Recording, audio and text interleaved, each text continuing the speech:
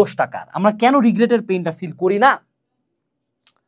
কেন ফিল করি না? এটার মূল রিজন হলো আমরা সব সময় যেই মোমেন্টে আমাকে রিগ্রেট হিট করতে আসে, যেই মোমেন্টে দোষটা আমার দিকে আসতেছে, আমি সাথে এই বস দূরে যা সাথে দেবার আমার 10টা আঙ্গুল 10 জনের দিকে আটকায় দিই, যে কি ভাইয়ার দোষ, প্ল্যাটফর্মের দোষ, বাপের দোষ, মায়ের দোষ, কোচিং এর দোষ, শিক্ষা ব্যবস্থার দোষ, সরকারের দোষ, যে কোশ্চেন করছে তার দোষ। হ্যাঁ, অনেকের ক্ষেত্রে আমার উপরের দিকেও হাত চলে যায় যে তুমি কেন দিলে না চান্স। আরে ভাই, তুই ধর 10 ঘন্টা পড়ছিস, উনি তো সবার আল্লাহ, তোর একার আল্লাহ না। তো যে 20 ঘন্টা কাটছে উনি তাকে দিছে, খুব স্বাভাবিক।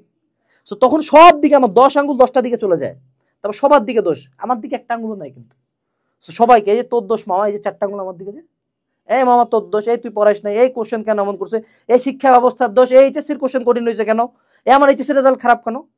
সো কখনো পেইনটা ফিলই করতে চায় না, ও সব সময় পালায় বেড়ায়। এই কারণে দ্য রিগ্রেট অফ পেইন বাংলাদেশে বললে কোনো ঝামেলা হয় না, কারণ রিগ্রেটই তো নাই কারো। কারণ কি, দোষকার সরকারের, দোষকার যে কোশ্চেন করছে তার, দোষকার বাপ মা চাপ দিছে তাই, দোষকার অনলাইন ভাই আর বেশি পড়ায় নাই, দোষকার বইয়ের যে পাবলিকেশনের বই ওখান থেকে কমন আসে নাই, দোষ তো অন্য সবার। আমি তো কিছু করি নাই। আমি যে প্রতিদিন পড়ার কথা সেটা আমি পড়িনি, এটা আমার দোষ না। তো আমি যে ঘন্টার পর ঘন্টা ফোন চালাইছি, এটা আমার দোষ না।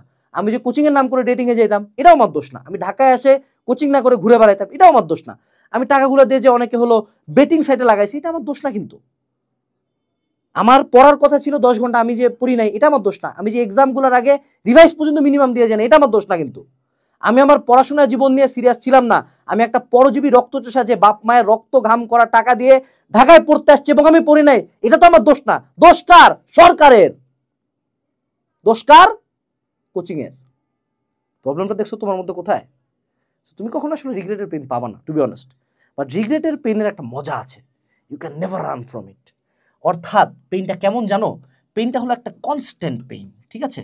অর্থাৎ তুমি কনস্ট্যান্টলি মানুষকে দোষ দিতে থাকবা, বা deep down inside your subconscious mind knows তুমি এই দোষটা করছো, you have done that shit, তুমি এটার জন্য দায়ী, তুমি এই পাপটা করছো। কেউ না জানো, তুমি তো জানো দোষটা তোমার। তাহসানের মতো গান গায়ে বলতে হবে, ঠিক আছে? কেউ না জানুক, তুমি তো জানো দোষটা তোমার। বাস্তবতা এটাই। কনস্ট্যান্টলি তোমার লাইফে যত দূরেই তুমি যাও না কেন, the pain of regret will follow you, and it is a constant sharp pain.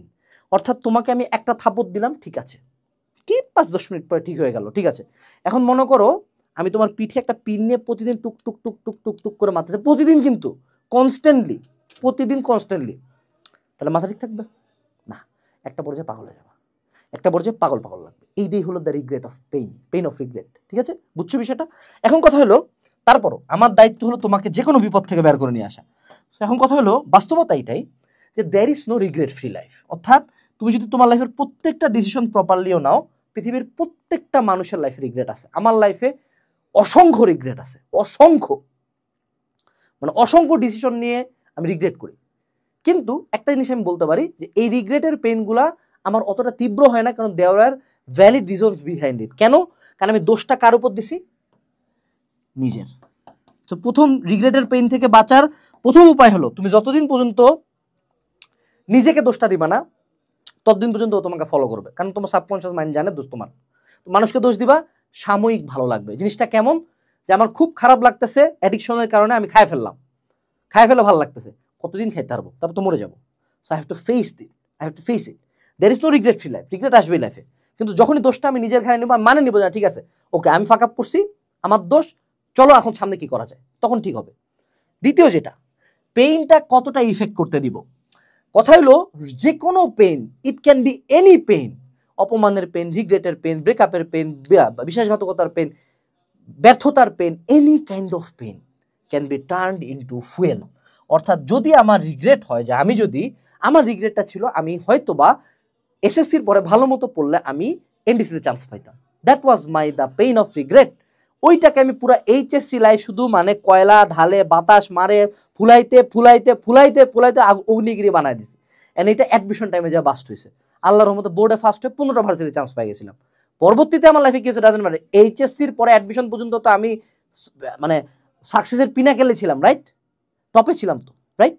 So এই জিনিসটা তোমাকে মনে রাখতে হবে যে পেইনটাকে তোমাকে ফুয়েলে কনভার্ট করতে হবে। যদি রিগ্রেটের পেইন হয়, প্রথম যেটা করবা, দোষ স্বীকার করবা।